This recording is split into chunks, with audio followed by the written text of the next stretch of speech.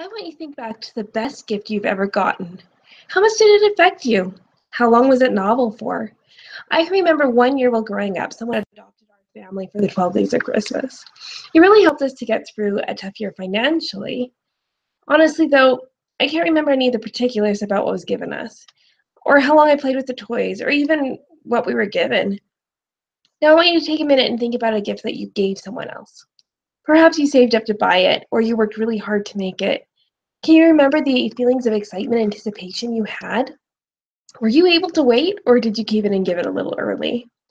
My father has this problem. He always tells everyone the Christmas gifts that he got before Christmas because he can't contain his excitement. When I think about the Christmas gifts I've received, it brings me joy to know that I was cared for and loved. But when I think about the giving I've done in my life, it's been formative to who I am as a person. In reality, when people choose to give, they're happier and healthier human beings that can make a large difference in the world around them. Science is showing that giving makes us happier people than if we get. In one study, participants were giving an envelope of anywhere from $5 to $20. They were given the option to either spend the money by the end of the day on themselves or to spend it on someone else.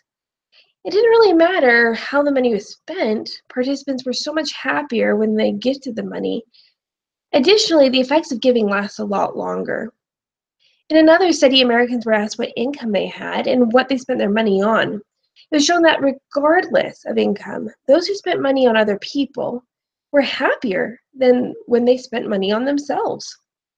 Here's the thing, our brains reward us when we give. We get a boost of endorphins that's similar to a runner's high. We also get a release of oxytocin, which is the bonding hormone. It lowers your stress and it helps you to feel more connected to others. Giving and acts of kindness have also been shown to improve and to repair relationships. The other awesome thing about giving, it's been shown to make us healthier. Studies have shown that people who give back have lower blood pressure, higher self-esteem, less depression, lower stress, and they live longer. But honestly, when we're talking about giving, does it really make so much sense? Does it make sense to talk so much about ourselves and what we get? Maybe it shouldn't even matter. In our world, there is desperate need all around us. At present, 2.7 billion people on Earth live on less than $2 a day. 66 million school-aged children attend classes hungry, with 23 million in Africa alone. 1.3 million children die every year from hunger. Millions more from vaccine-preventable diseases. There are children forced into war, and women and children forced into sexual slavery. Vulnerable people live on the streets, and many need help to manage mental illness and addiction. Across the world, women's rights are in jeopardy, and they're prevented access to education. And in this world full of need, can we forget those who suffer from loneliness, depression, and abandonment? So often, these are the people we go to school with, the ones we work with or live next door to.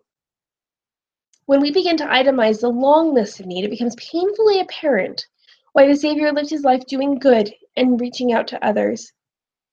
He befriended the lonely, the outcast, and the sinners. He healed and blessed and fed. We've been commanded to do the same, with an assurance that whoever shall do it to the least of these my brethren shall do it unto me. Can you imagine leaving the Savior wounded, hungry, or shivering from lack of clothing? What he's telling us is that when we ignore the needs of those around us, it's the same. The Dalai Lama tells us that happiness does not come from material things, but rather from a genuine concern for the happiness of others.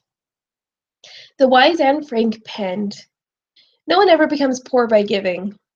And Martin Luther King educated us, "Everyone can become great because everyone can serve." We need not fear that we don't have the resources.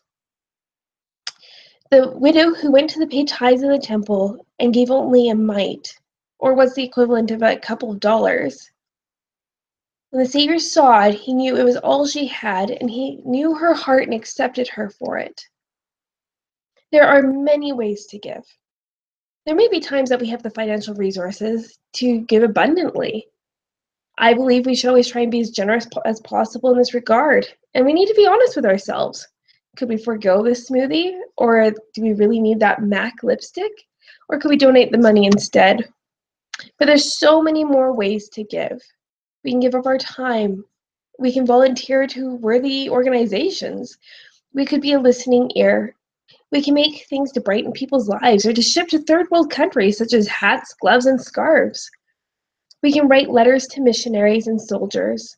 We can give out baked goods to those around us. As with the list of need, the list of ways to give is just as endless.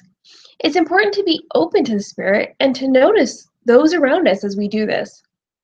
Now, with these ideas in mind, I encourage you to set about doing at least one good thing in the next 24 hours.